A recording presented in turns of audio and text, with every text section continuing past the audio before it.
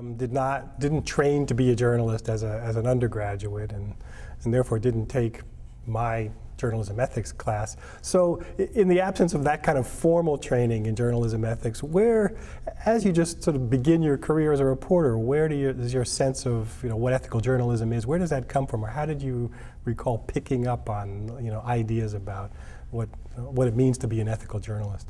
I really didn't have any journalistic training, undergraduate or graduate. I never took a journalism course. I never worked for the school newspaper, the radio station. I was a history major, undergraduate. I studied international relations in graduate school. And I just fell into journalism. I got a job. Somebody said, "Do you want to be a foreign correspondent?" And I was thinking of going on to get a PhD in international relations, but foreign correspondent sounded intriguing. I had always been a news junkie ever since I was a kid growing up in Buffalo. So I heard about this job at the Reuters news agency, which is a British news organization. And to my utter amazement, I applied and I got this. It was an entry-level trainee program. They paid me. It wasn't an internship. They didn't pay me a lot, but they paid me. But I was really blessed in the early days learning from some really veteran journalists who inspired me, worked with me, trained me, ridiculed me, very often, made fun of me. It was almost like a hazing process to a certain. These were old-time British journalists, really experienced. Nowadays, human resources would become, involved because of the way they used to do it. But they inspired me, and they also gave me my initial understanding of what journalistic ethics are all about. They trained me what is right and what is wrong, how far can you go, what shouldn't you do. And I think those initial guidelines, those initial instructions I got back in 1972, 1973, a long time ago, they've stayed with me ever since. Can you remember any specific ones or specific instances where a story was being covered and it was talked about, here's a delicate matter and this is why it's a delicate matter? Early on, it was June 1973, and I was then working out of the Tel Aviv bureau of the Reuters news agency. And the chancellor of West Germany, Willy Brandt, was making the first visit to Israel by a German leader since the Holocaust, since the end of World War II. So it was a huge story. Willy Brandt comes to Israel, first German chancellor to visit the Jewish state after World War II. I was the low man in the Tel Aviv bureau, the low person. So he was going to be there for almost a week, and everybody was divided who would cover his address before the Knesset, Israel's parliament, who would cover his meetings with Golda Meir, the prime minister, who would cover all sorts of other things. And he was going to go visit Masada, this mountaintop Roman fortress from 2,000 years in the desert. A lot of German young college students had come in the 60s and 70s on archaeological digs. And he was going to go visit Masada. And so Jewish zealots 2,000 years ago, instead of giving up to the Romans, they committed suicide, basically, fought and died. And it's a very historic event.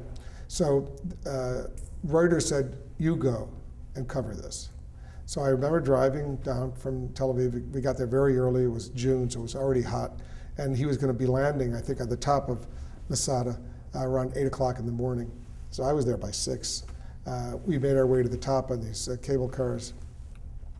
And as he was coming down on his helicopter to land on a flat area, a gust of wind, all of a sudden out of the blue, and this happens in the desert sometimes, appeared out of nowhere and began lifting and jolting his helicopter. It was an Israeli military helicopter.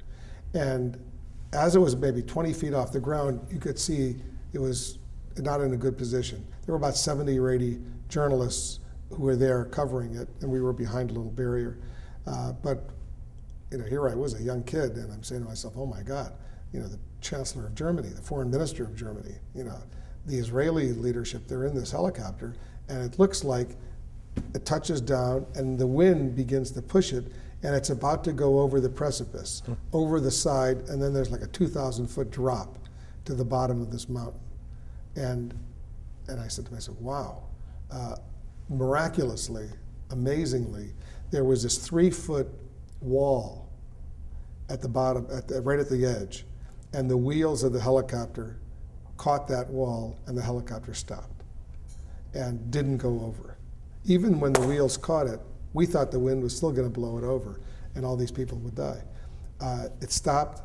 The next thing I knew, Yigal Yadin, who was Israel's foremost archaeologist at the time, forever, former chief of staff of the Israeli army, deputy prime minister, he pushes Willy Brandt out of the helicopter, the foreign minister of Germany, the other, and they all get out. And they were okay. I think the foreign minister broke his arm. Chancellor Willy Brandt was okay.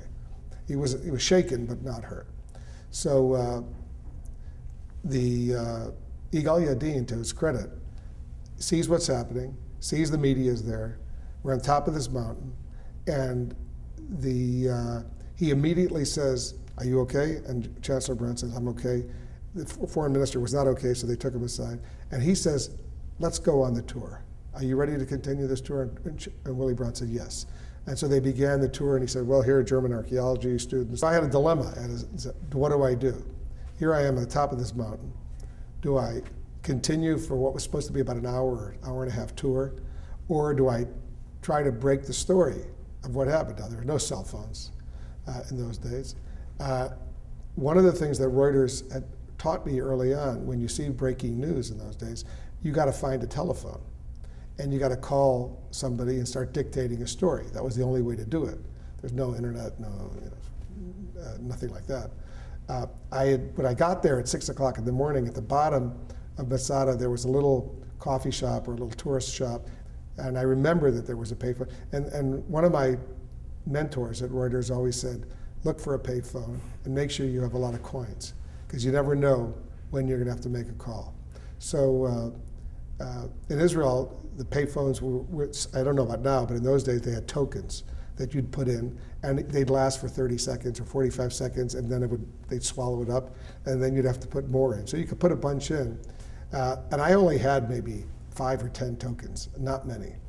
But I figured if there was an emergency, it never dawned on me. Everybody thought this was just going to be a little sightseeing, color story, German Chancellor visits Masada. We didn't know that he was almost going to die.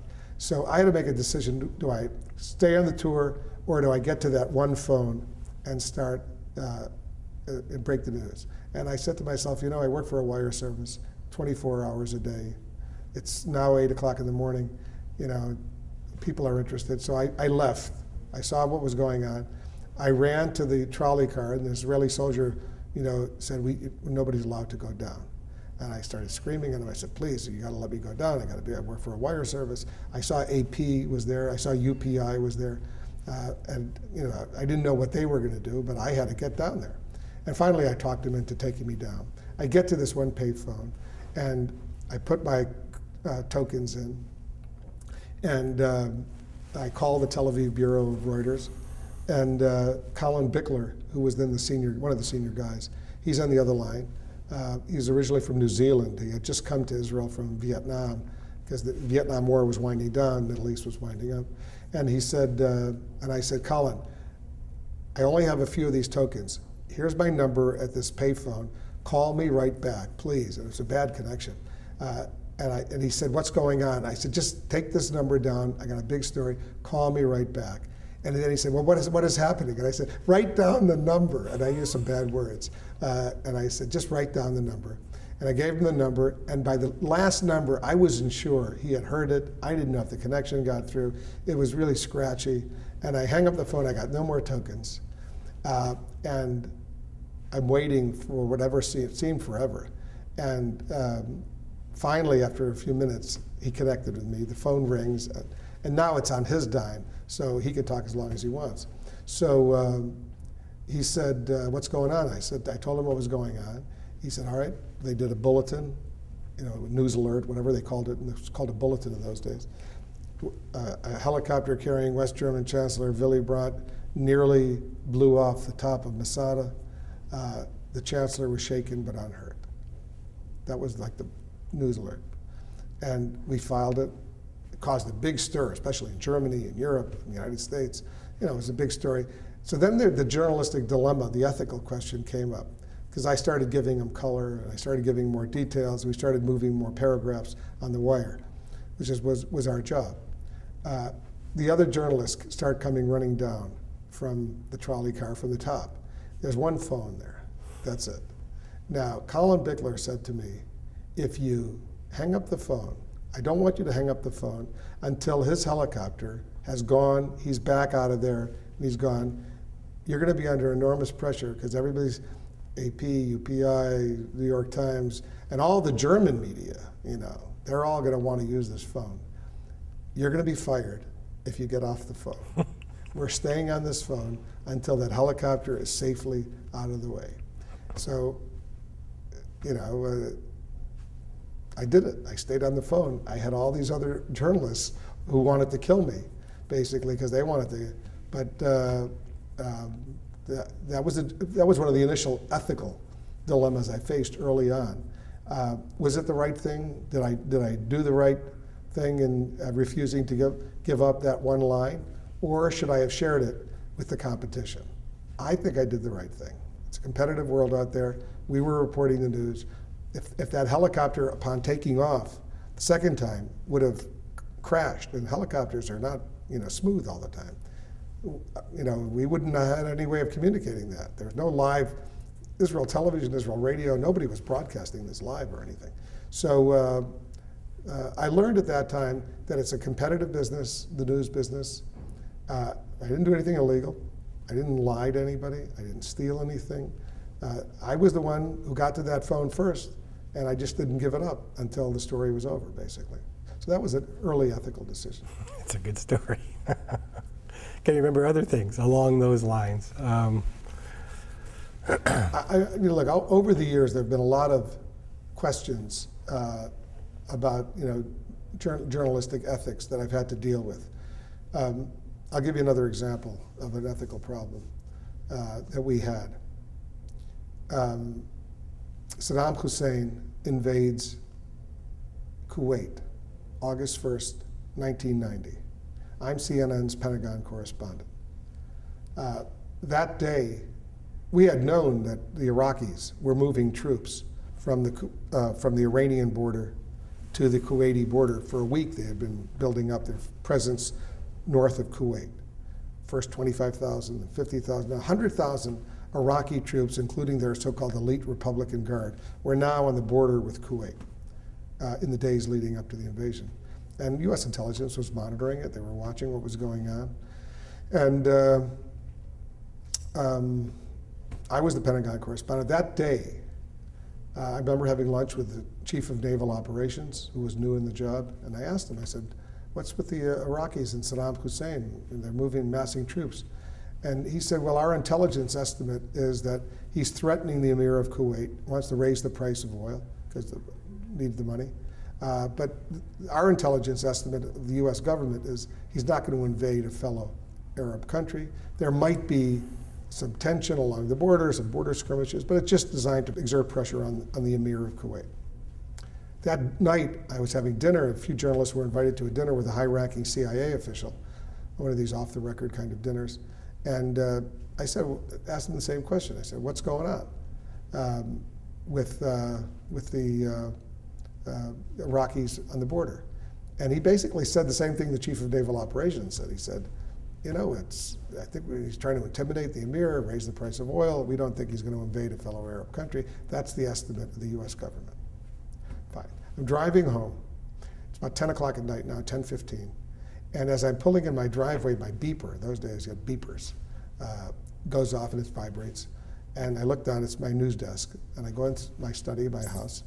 And the news editor says, Wolf, Reuters is quoting sources in the Persian Gulf as saying Iraqi troops have crossed the border and have gone into Kuwait. Obviously, we don't have this. Can you check it out? And I said, hey, I just had dinner with a high-ranking CIA official. I had lunch with the chief of naval operations. There may be some border skirmishes, but they're not going to invade a fellow Arab country, and just blah, blah, blah. I gave him the whole US government estimate. Fortunately, my editor said, look, do me a favor, check it out, see what you can find out. This is a big story. I said, okay, so what does a journalist do in Washington to check out a story like this, which could be a huge story or it could be just nothing. I said to myself, if it were true, I work in reverse. Let's assume it's true. And I said, if it's true, then I have a good source in DIA at the Pentagon who's in charge of the Persian Gulf. He's not at home getting ready to go to sleep. It's now 10:30 at night or whatever. He's been called back to the emergency room, the tank, whatever they call it there. There's a crisis at the Pentagon. He'd be at his desk, at his office. I'll call, and so I said, you know what, I'll just call his direct number at his office, see if it just rings, or if there's a pickup. I was sure that it would just ring, but I said, oh, I gotta try it, it's my job. So I called that direct number, and to my utter amazement, on the first ring, I hear a very agitated, yeah. And I knew it was him. And I said, you're working? And he said, yeah. I said, Reuters is quoting sources in the Gulf as saying the Iraqis have crossed the line and gone into Kuwait. What can you tell me? And he hesitated for a while. There was a pregnant pause. But after 15, 20 seconds, whatever, he said, and I'll never forget it because I wrote it down in my notebook. He said, Wolf, it's a lot worse than that. I said, what's going on? He said, not only have they crossed the line and gone into Kuwait, they are moving through Kuwait like a knife goes through butter. This is a full-scale invasion. The Emir of Kuwait has already fled. Their tiny air force has flown into Saudi Arabia. This is a disaster. Cheney is the defense secretary. He's in the National Military Command Center. Colin Powell, chairman of the Joint Chiefs, they've all been alerted. I said, what time was it into this breaking? And he said, about 8 o'clock, our time. And I said, wow. So this was a reliable source, someone I've worked with over the years, someone I knew well. I knew he was working. I felt confident calling back CNN and saying, this is what we can report. A source at the Pentagon tells CNN X, Y, and Z. I do that. I do it on the phone. We do breaking news. The whole world is watching, obviously, by then. CNN's not only in the United States, but it's live around the world. The bureau chief, Bill Headline, that's his real name, calls me up a few seconds after I hang up the phone, says, Wolf, I know you've been working all day. Take a shower, put on a clean shirt, get back to the Pentagon. You're going to be live all night. And of course I did that. So I'm walking into the Pentagon, and you see the parking lots filling up. They're coming in, all the workers. In those days, if the Russians wanted to know if there was a crisis, they could send their satellite over the parking lots at the Pentagon. If they see a lot of cars there, they know there's a crisis. So it's now midnight, I'm on the air, and I report what I knew. I didn't know a whole lot more. I had spoken to one or two more people, but I really didn't have much more information. And I remember the anchor saying to me in a follow-up question, so Wolf, what's the Bush administration going to do about this? This is the first President Bush. And I felt like saying, beats me, I have no clue. But you can't say that on television. So I said, well, in the week leading up, the officials were saying there's no treaty alliance with Kuwait. There's no formal recognition of any treaty pact or anything like that. The Kuwaitis, the Saudis, they never wanted to have U.S. troops there. They wanted them to be over the horizon, Diego Garcia in the Indian Ocean or someplace. So I said, there's probably not a whole lot the U.S. can do right now. And that's what I said, something along those lines. And we had a little exchange like that. I come back to my office, and even before I could sit down, the phone is ringing. I pick up, and it's a high-ranking Pentagon official, very high-ranking. And he said, Wolf, we're watching you in the National Military Command Center. We just saw your report. And that didn't instill a whole lot of confidence in me that they were in the National Military Command Center watching my report. I'm saying to myself, don't they have better things to do than watching my... and he said, don't you know what you've just done? And I said, help me. He said, you have basically told Saddam Hussein and the Iraqi military leadership to not only go through all of Kuwait, but to continue moving towards the oil fields in the eastern provinces of Saudi Arabia and continue to take over the oil in Saudi Arabia, because there's not much that can stop them. Kuwaitis can't stop them, Saudis couldn't stop them, and the U.S., you basically just told them, really doesn't have any military capability in the region, and you know, and I said, so what are you going to do about all this? And he said, well, the president has authorized me to tell you that he is not ruling out any option, including the military option, in stopping the Iraqis and preventing and making sure that this does not survive or whatever. And I said, can I report that? I said, yes, you can report that. Now, it was clear to me that they wanted to send a message to Baghdad. And in the olden days, they would get through some Swiss embassy or send a diplomatic message with a démarche or whatever. They didn't have the time because they were moving. It was daylight, it was now morning in Kuwait, and the Iraqis were moving. And the fastest way they could send a message to the Iraqis was through me.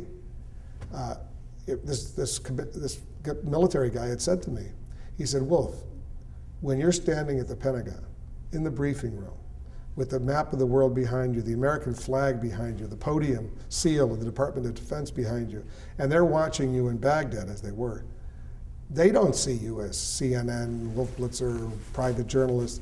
They think you are the Pentagon. They don't understand that you're just a reporter.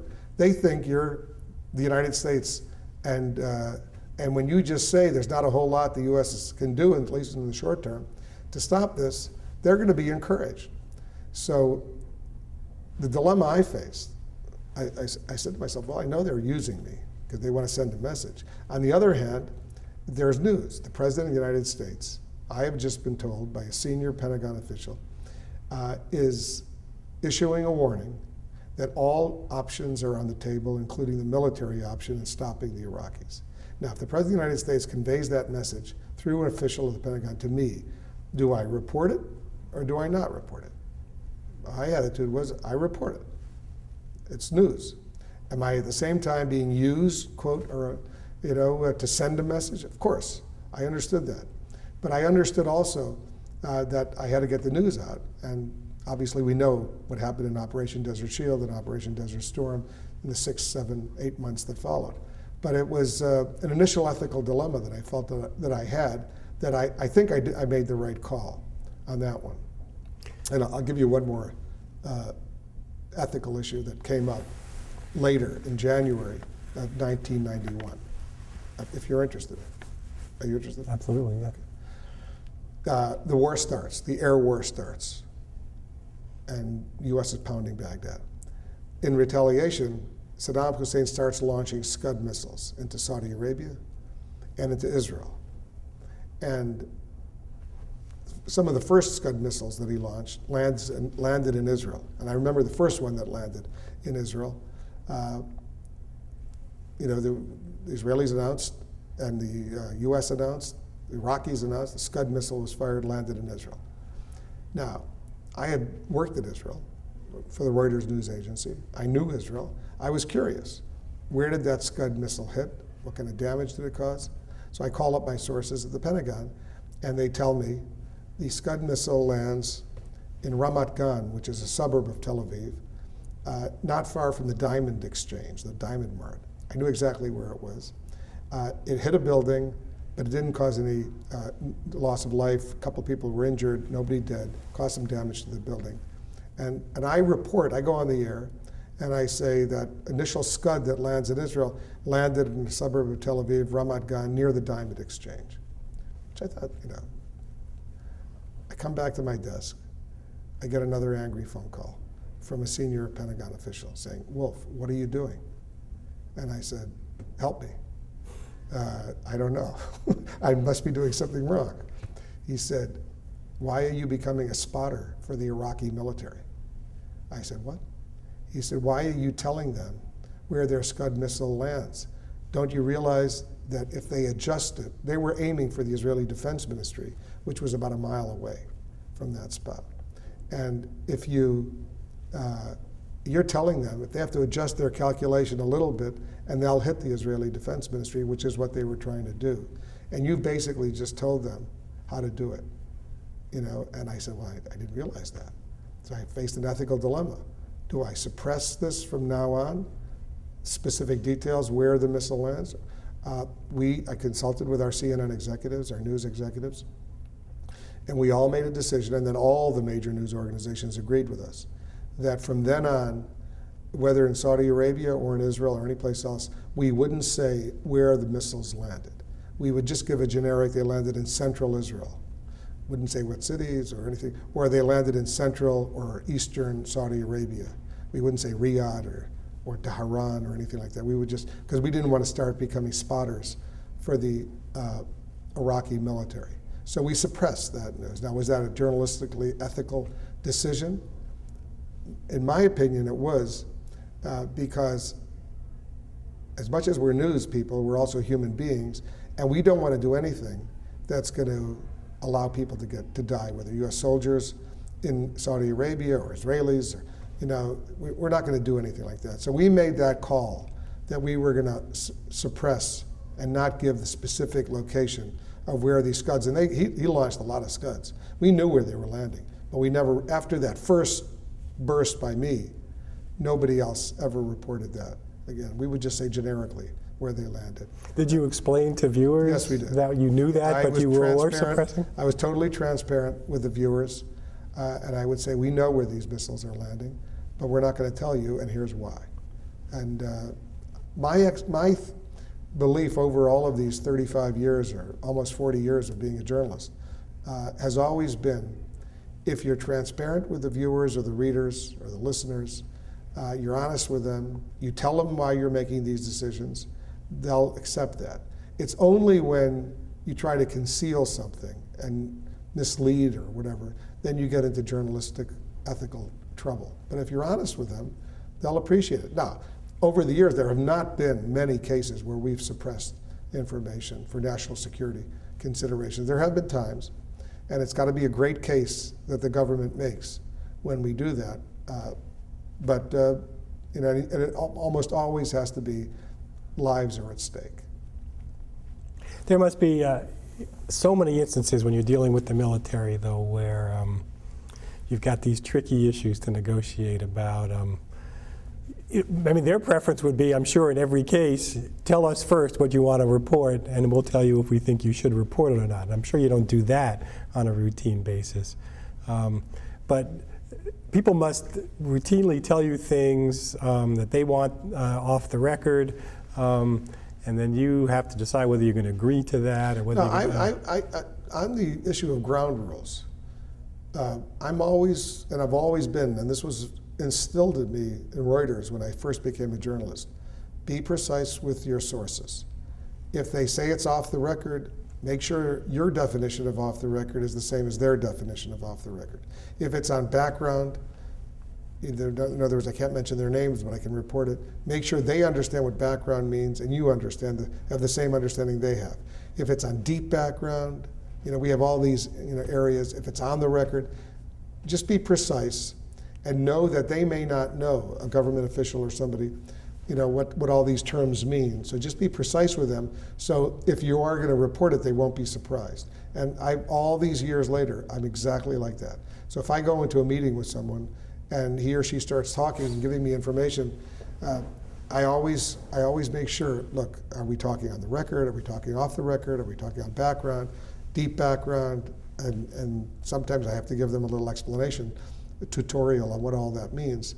And because I say I don't want us to get into a fight afterwards about what I'm reporting or not reporting. So I've always been disciplined on that level. Do you feel like those people have generally been trustworthy over the years in the sense that when they tell you that something really shouldn't be reported, that it really is because it's a national security issue as opposed to they're just covering their behinds? I would say that some are trustworthy, some aren't. Some are just political nervous Nellies or whatever, and some really do have. So if it's a very, very sensitive issue, you really have to dig deep, and sometimes you have to get multiple sources, and we always had an expression, and I'm sure you've heard it a million times. Journalists. I'm not a cynical journalist, but I am a skeptical journalist. And I remember one of my early mentors in journalism said to me, be skeptical. Rule of thumb, if your mother tells you she loves you, get a second source. So I've always been skeptical, but not cynical, and I think there's a difference. Could you talk a little bit about the embedding issue with the Iraq War? Because my sense of it is that journalistic access to the battlefields was really limited during Desert Storm, and that journalists were frustrated by that, and so people weren't satisfied with the rules of engagement during that conflict. So then we have the invasion of Iraq in 2003, and journalists wanted more. Yeah. And well, there was no embedding in the first Gulf War. Yeah. All the journalists were stuck basically in Riyadh or Tehran, and they only later were they allowed to go in. But when the 24th Mechanized Infantry went into Iraq, or the Marines went into Kuwait, they didn't take journalists along on the ride. All that changed in 2003 when the U.S. invaded Iraq and did have embedded journalists. And we remember, David Bloom of NBC, Walter Rogers of CNN. They went in. We had live cameras, and they were reporting as they were driving towards Baghdad. So I was in Kuwait at the time, anchoring our coverage for 4 or 5 weeks before the actual war started, and then during the war. But it was a very different situation. Was it perfect, the embedding arrangement? No, it wasn't perfect. It was certainly a lot better than it was in 1991, when we basically had virtually no access to the front lines. Did CNN, though, try to negotiate with the Pentagon about these rules and wanting, this it wasn't just CNN. Express some unhappiness about the limitations? All of the television news networks are part of a pool, a network pool we call it, whether with the Pentagon, the White House, Capitol Hill, and we go in as a team. And this kind of, when you're negotiating access and rules of engagement, stuff like that, it's not just CNN, it's CNN, ABC, NBC, CBS, Fox, we all go in together, all the bureau chiefs in Washington, and they make their presentation, and because we have an interest, all the news organizations are having access. The government, whether the Pentagon or whatever, their interest is limiting our access. So we fight it out with them. And some administrations are more open than others. But that's just the nature of the beast, if you will. But it's not just CNN, it's all of us as a group. But how do you think that all worked out? I think it worked out better than in 1991, but it wasn't perfect. 2005, I went to Iraq and embedded with General Abizaid, who was then the central commander, U.S. military central command. And we spent a week. We went to Mosul and Fallujah and Baghdad, all over the place. And I had access. Did I have access to everything? No. Were there classified meetings that he went into with his generals? He said, you have to stay out? Of course. I understood that. But I did have access to troops in areas that I wouldn't have had access to otherwise. If I would have just, flying into Baghdad, I'm going to see what I can see. I wouldn't have had access to those kinds of military facilities, and Iraqi military that I had because I was embedded in his group. Yeah. What about the concern that the reporters would get too chummy with the soldiers, they would be dependent on them for their safety, and so it would be harder for them to ask the tough questions, to be more objective? Do you think any of that was a problem? I don't think it was a problem. I think I was a Pentagon correspondent, I covered wars. I think the soldiers, the rank and file, they like having media there. They want us to tell their story. They're proud of what they're doing, and they want us to get the access. And they know that not everything is going to be a great positive story, but they don't care. That's my impression over the years in working with rank and file troops. Okay. In more recent years, you've done a lot of coverage of politics and moderating debates and so on. I was hoping to ask you how you think, or if you think, coverage of politics has changed from when you first started out to now, and how has it changed, and has it changed for good or for ill? Or the coverage of politics? Yeah, and of politicians. I think we're much more aggressive now than we were 20, 30, 40 years ago. We want answers. We want information. And we have so many better techniques in going through financial records and with the internet and statements and almost everything. So if Donald Trump, for example, wants to be a serious presidential candidate, his whole, life of business and personal, political, everything is going to be exposed. And it's now relatively easy to get access like that. To look at previous speeches and interviews and flip-flops, stuff like that. In the old days, you used to have to go to the library and look at research and archives, and it was much more difficult. So it's really changed a lot. And now there's the other thing that's changed. There are so many more organizations, partisan organizations. Some of them partisan, but others are just objective, think tanks or whatever, that are looking at this kind of stuff.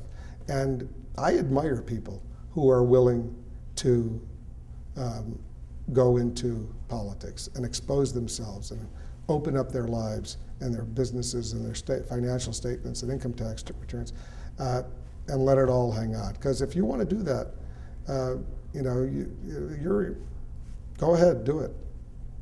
But it raises the question, should anything be off limits, or is everything in this day and open? age, if you want to be president or you want to be a senator or a governor, there's very little that's going to be off limits. Maybe in the 60s and 50s and 40s, there was a journalistic gentleman's agreement. You don't talk about women, you don't talk about this or that. I'm sure that was the case, but in the last 20 years, I don't see much, if anything, is off limits. I think that's the big change. I mean, when you look back at the Lewinsky scandal, I mean, do you think it was too much coverage, that it proved to be that Clinton had to spend so much time dealing with the fallout? I covered that every single day. Yeah. From the day the story broke until the impeachment and the trials, and you can look back and say it was ridiculous, or you can look back and say, what was the President of the United States thinking when he had an affair with a young woman who was an intern at the White House? I remember when we first got word that, that this was going on, I said to myself, that's impossible, the President of the United States. And lo and behold, we eventually learned the truth, the whole truth, and so much more than we ever wanted to know about in that Ken Starr report. I was the network television pool reporter when Bill Clinton, a few days after the story broke, was in the Roosevelt room of the White House in the West Wing, and he looked at the cameras. He was basically looking at me because I was representing the television networks. I was the pool representative in there. And he said, I did not have sexual relations with that woman, Ms. Lewinsky. And I was there when that happened. And I remember it very, very vividly. Did we go, it was a huge story for a year. Did we go overboard in the media? Were we ethically, challenged or whatever? This was all new territory. I mean, not just for me, but for all my colleagues. I don't think we had ever covered a president involved in a sexual scandal like this. Well, what about what I think of as sort of the European argument, that Americans are silly about this kind of stuff, that people in public life tend to have these big egos, and part of what goes with the big ego is the big sexual appetite, and this seems to be their foible, and that really, we should just look at, are they competent? Are they doing the job we elected them to do? And look the other way about this stuff. Yeah. It's like, who cares? It's their private life. I guess that's none the of our difference business. between the Americans and the Europeans. In Europe, you're right. I was just in Europe the other day. They don't really care if their leader, had multiple marriages, multiple affairs, whatever. That's human nature. We just want to make sure there are jobs and the economy is well run, national security works. And certainly in Italy and Spain and in France, it's like that. They'll report all that stuff, but it's not going to be a big issue for those people. But here, we're Americans, and it's obviously a different culture, a different attitude, and it's a much bigger issue for us. But it sort of raises the question, does the media make it a big issue, or is the public interest in it drive the media to cover it? I think it's part of both. I think the media, the public is interested, the media will report it, the public then becomes more interested, media reports more of it, they want more details, so it's sort of a two-way street. But I think by and large, the American people have a different attitude towards these things than the Europeans by and large do. That's just a fact of life. Another thing I wanted to ask you about is in terms of the way the world of journalism has changed and the speed of it and the concern that in the rush to get things out there and to be first, that the concern you often hear is that we're not checking things as carefully as we would in terms of corroboration, making sure, just like put it out there, and then if we have to correct it later, we will, and there's a danger that we can make very big mistakes. I think that's a huge problem. I think there is enormous pressure now, the competitive nature, and with the web and all the websites and the bloggers, and getting stuff out there and matching it and rushing to print before you have all the evidence. I think that's a huge problem. And it's much worse now than it was because of the new platforms that are out there reporting stuff. And sometimes they're just making it up, sometimes it's real. But I'm from the old school that says, it's usually, almost always, if it's too good to be true, it's almost never true. Occasionally, that's not true, but I don't want to be burned. I'd rather be second or third than be first and wrong. And I think that's our attitude at CNN. We would rather be right than be first and wrong. So, you want to be first, you want to break the story, but you want to be sure you have it right. The other night when I got that call at home to get to the Bureau because the president was going to be making a statement from the East Room of the White House. We didn't know what it was. Once they said it wasn't Libya, it wasn't Gaddafi, I began to suspect it was bin Laden. I didn't know if he was killed, picked up, whatever. But I began to think, why would the president go into the East Room of the White House instead of the briefing room? It's a much more formal setting. He would have to walk through that corridor. Why would he be making a 10-minute speech? And why would he be doing it on a Sunday night at 10:30 of all times if it weren't something huge? It would have to be huge. And I was told it's huge, we can't tell you what. So my gut instinct was it has something to do with bin Laden. But you know what? I didn't want to report what my gut instinct was. I needed the facts. And so until we had it, we didn't report it. Even though maybe for 20 minutes, 15 minutes, or whatever it was, I began to suspect this is something to do with bin Laden. Otherwise, why on a Sunday night would he be addressing the nation suddenly from the East Room of the White House? Mm-hmm. I also wanted to go back to the run-up to the Iraq War. And when people look back now, and I know both the New York Times and the Washington Post printed these sort of mea culpas that we were too credulous, we focused sort of overmuch on the administration's case for the war, and not enough on the skeptics who were saying, well, wait a minute, he doesn't really have the weapons of mass destruction. There doesn't seem to be a whole lot of evidence of any kind of cahoots between Saddam Hussein and Osama bin Laden. When you look back on that coverage now, how do you evaluate it? I think we could have done a better job. It's hard. We did have skeptics on my shows. I had Dr. Hans Blix, who was the UN weapons inspector. I had Dr. Mohammed al-Baradei, the nuclear, the IAEA Secretary General. I had skeptics who were on saying, well, it's not true. And even some members of Congress, Senator Bob Graham of Florida was a skeptic, and I had him on often. On the other hand, when the President of the United States, the Vice President of the United States, Secretary of State, Secretary of Defense, Chairman of the Joint Chiefs, Head of the Intelligence, CIA, they're all telling Congress and the American public and the United Nations, here is the evidence of Saddam Hussein's weapons of mass destruction. We got to report that. If the CIA director says that, if Colin Powell, that was the Secretary, goes before the United Nations Security Council with his pictures and diagrams, and you got to report that. Should we have been more skeptical in our reporting? Probably. Certainly now that we know that there were no stockpiles of weapons of mass destruction, and there was not much of a nuclear program, if at all, no biological or chemical weapons. They had a capability to develop them, but they didn't have any. And Saddam Hussein wanted us to believe that he had it, so to intimidate his enemies and to try to deter the U.S. and the others from invading them, so that he didn't deny it.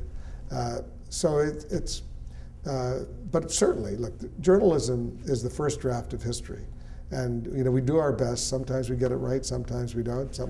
Can we always do a better job? Yes. Could we have done a better job then? I'm sure we could have. It wasn't as if we totally ignored the other side. And remember, we were also getting confirmation from all of the other allies that Saddam Hussein had this. The British and the French, they were all agreeing with the U.S. And even some of the Arab countries, Egypt, Syria, they didn't, they weren't disputing.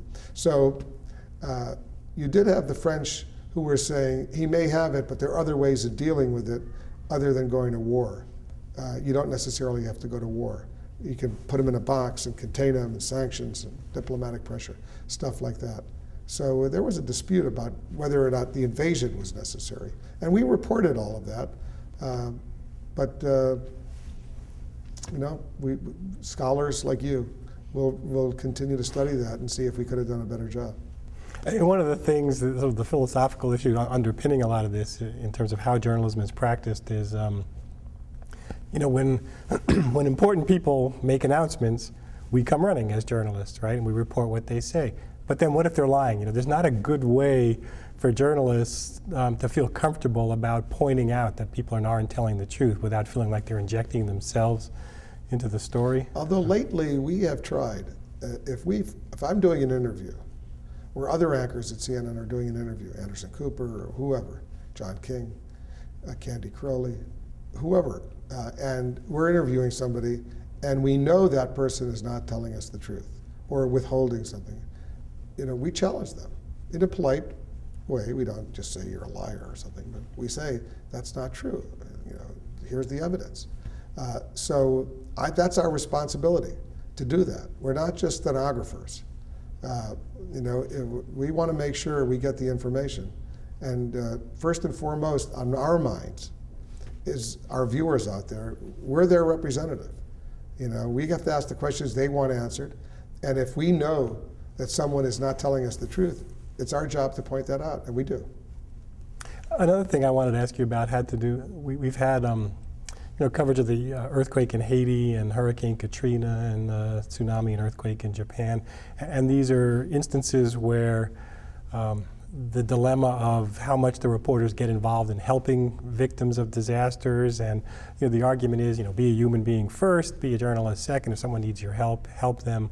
The critics say there's some grandstanding involved. You've got people on, reporters on TV, and they become the story, and they're looking like heroes. Do those kinds of issues get discussed? There may be some reporters who are grandstanding, but I know for a fact that some of our reporters, they've done really amazing things, whether in a story like that, or Katrina, or the earthquake in Haiti. We have one, Dr. Sanjay Gupta, who's a neurosurgeon, but he's also a journalist. He's saved lives. He's taken off his journalistic hat and gone into the operating room and tried to save lives in some of the, because he knows as much as he's a journalist, he's a doctor first. And as much as he's a doctor, he's a human being first. So most responsible journalists, there are some who are, movie stars and grandstanding, but I think most, if they could do something to save somebody's life, forget about the journalism. I guess the critics say that do that stuff off camera. Don't do it on camera, because otherwise you draw too much attention to yourself. But yeah, on the other hand, I can understand that. On the other hand, the viewers and the readers, they're interested in that. It would be suppressing news if a reporter did something that was really important in saving somebody's life. What's wrong with letting everybody know about that? I don't have a problem with that. If that's news, if Sanjay Gupta goes out there and the U.S. Navy doctors say, we don't have a neurosurgeon, we've got a sailor who's about to die, can you help us? I don't have a problem with Sanjay doing that. And I certainly don't have a problem with letting our viewers know that Sanjay did that. I don't think that's ethical problem as far as I'm concerned. Yeah. Advice Well, on the ethics side, to young journalists, like the ones we just graduated here today. My advice is be honest. It's the same advice your parents gave you when you were in kindergarten. Honesty is the best policy. Tell them the truth, the whole truth, nothing but the truth. Don't embellish. Don't make it up. Don't have any political agendas. Make sure that the aggrieved party has a right to comment before you go to air or go to press. Don't be used to allow anyone to die or be hurt. Be sensitive to that. Mm-hmm. One of the things we talk about a lot in journalism ethics class is the in this economic climate, how much the sort of business tail is wagging the journalistic dog. I don't have as much of it. I know how that's playing out more in at newspapers than I do, on broadcast news. I mean, how much have you seen that at CNN, where you're not covering stories because of budgetary constraints, or covering them less, or just having to make tougher choices? We're blessed at CNN because the company is making a lot of money. We have a huge budget. I don't know how many hundreds of millions of dollars. I mean, it's a big, big budget. And if there's news, the money is there. We are expanding. We're hiring people. We're opening up new bureaus all over the world. And we're doing very creative stuff on the web, CNN.com, or CNN Radio, CNN International. We have CNN Espanol. We have CNN, Japan and Europe. We got a lot of channels out there, and across the platforms, we're doing a lot more. And do we work within budgets? Of course, but when there's news, the top executives say whatever it costs, it costs. If it means you're sending in 100 people to Egypt to cover the Tahrir Square, liberation and all that stuff, we do it. If it means sending 100 people into Japan to cover the earthquake and the tsunami, you do it.